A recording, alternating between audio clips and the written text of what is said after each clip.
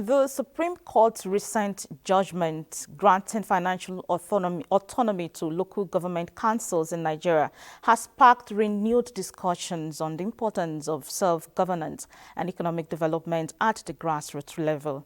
This landmark ruling has the potential to unlock the true potential of local governments, enabling them to respond effectively to local needs, drive economic growth, and improve service delivery.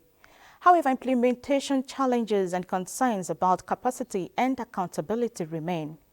We have Prince Oyelude Oladele, I'm right? Yes. He is a political analyst in the studio to further X-ray expected outcomes. You are welcome to Business Experts. Thank you very much. Thank you.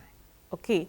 Now, how significant is the Supreme Court's judgment on financial autonomy for local government councils, and what implications does it have for Nigeria's economic development?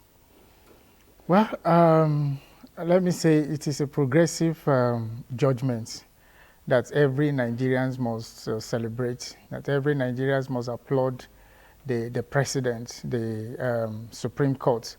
It is a judgment, it is a decision that every Nigerian has been expecting because of the rot that is going on at the grassroots level of the third tiers of governance in the country.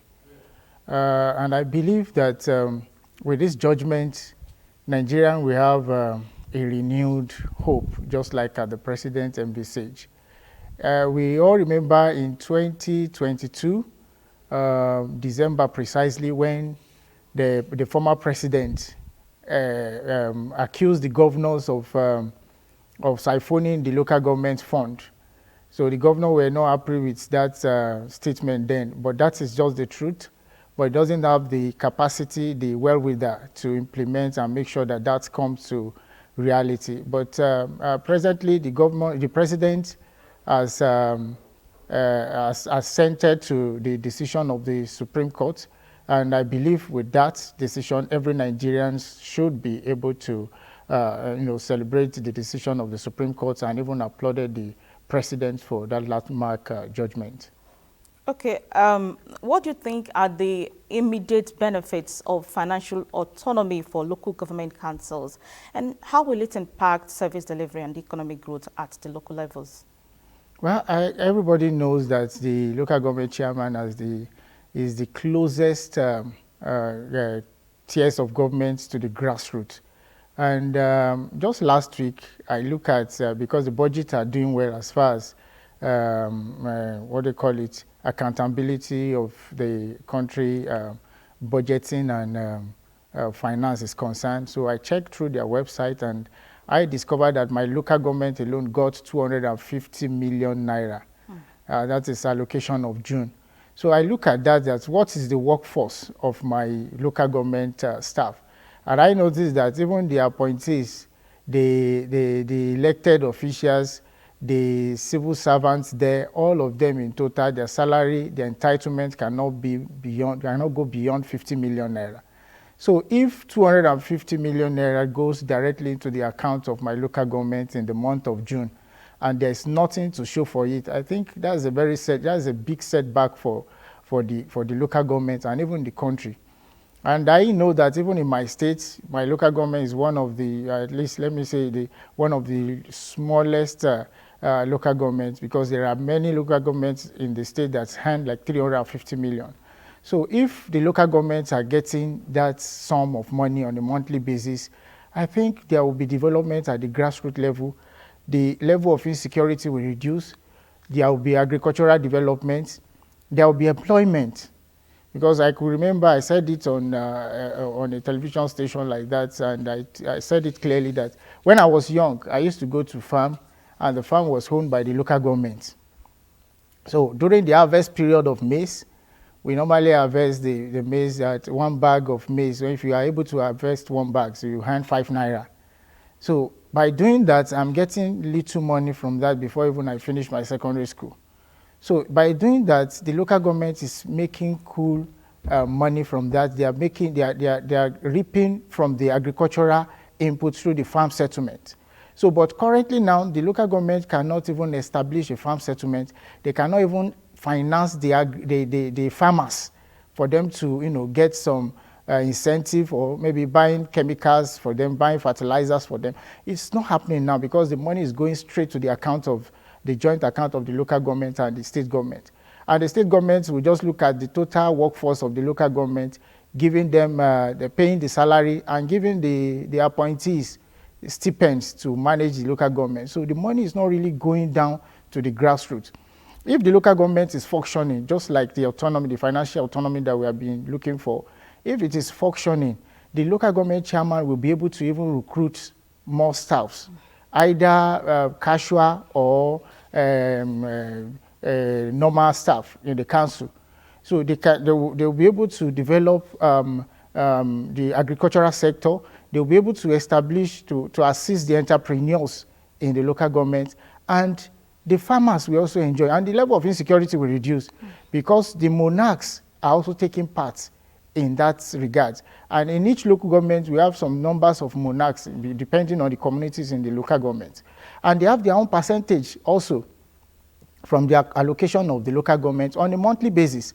So if that money is going directly to the local government purse, the monarchs also will get their own entitlement, and they will be able to stand in their own territory to ensure there is no insecurity in their territory. And the chairman also will be able to stand to challenge them that this thing is happening, insecurity is happening in your community. What are you doing to it? What are the things that you have put in place as a measure, either local vigilante, either giving some stipends to the normal security agencies? So things will be going on smoothly because the local government chairman will have stand to take decision in his or her territory. Good. Now, are there potential risks or challenges associated with implementing the financial autonomy for local government councils, and how can they be addressed? Well, I don't think there is much challenges. The only challenges that we are likely to see is from the governors. I think I can say it openly. It's from the governors. The only challenges we can encounter is from the governors. But thank God, during the pronouncement, the judgment, the governors forum, led by the governors or governor of Kwara State, he made it clear that at least that decision will reduce their burden. But I wish all of them are ready to accept that, because they are the one receiving the money from the federal government, and they don't allow it to go straight to the council chairman because there is no election. Most of them have what they call it, caretakers, and most of them have even used the local government headquarters to borrow money from either CBN or international organization. So that is the problem. So the only challenges we can encounter is from the governor, because the federal government has done their best by pronouncement of the Supreme Court. So, and just a few days ago, the Minister of Finance made a statement that they are unable to send the money directly to the account of the local government due to the fact that the Attorney General of the Federation is yet to receive the judgment report from the Supreme Court.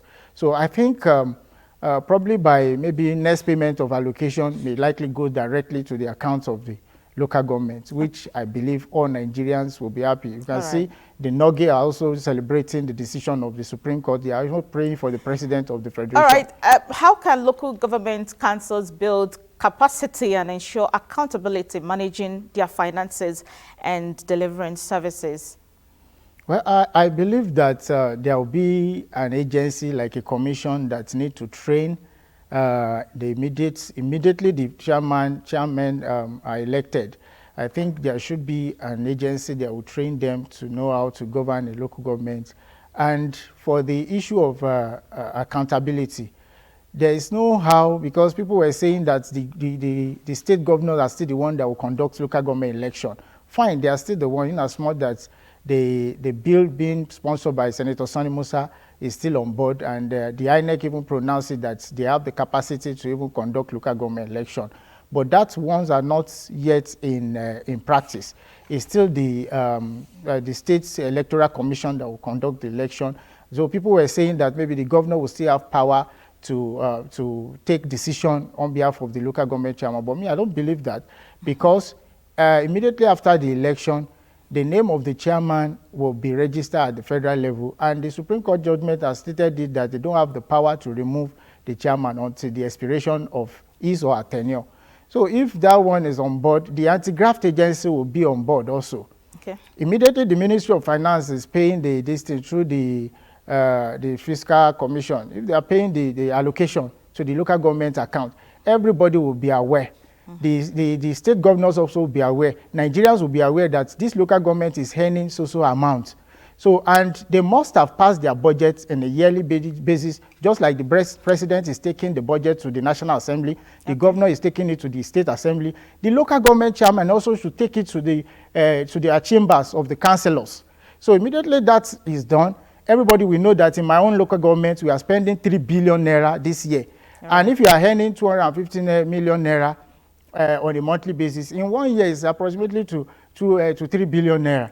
So definitely the expenses will be known by the anti-graft agency, and they'll be able to monitor it to make sure there is accountability. All right. So before I let you go, a cross-section of Nigerians are warming up for protests, of which past experiences have shown a breakdown of order leading to loss of lives and property worth millions of dollars. With the seeming global economic meltdown and the high cost of such protests, should we be having that at this time? And what do you think will be the economic implications of the protests if they hold? Well, I don't believe that we need any protest for now, because there is no protest in this country that is not politically motivated. All protests are politically motivated. There are people that contested with you that are not happy that you are on that throne. They will be looking for an avenue for you not to succeed on that throne. So they will be instigating people. You know, when this protest agitation started, people were complaining that Tinubu also protested in 2012. Yes, he did that, but he was at the forefront. Everybody are fully aware. But most of his contenders now, all of them are just instigators behind the scene. Okay. So what we need is they should come on board if they want to protest, and it should be peaceful. Nobody will stop anybody from protest. But it is not the best presently, because the president are looking at the situation of the country and implementing all the rot that has been meted on the country before he came on board, and he's trying to fix it one after the other. Thank you very much, Prince Oyelude Oladele, for sharing your thoughts with us. Thank you very much. All right.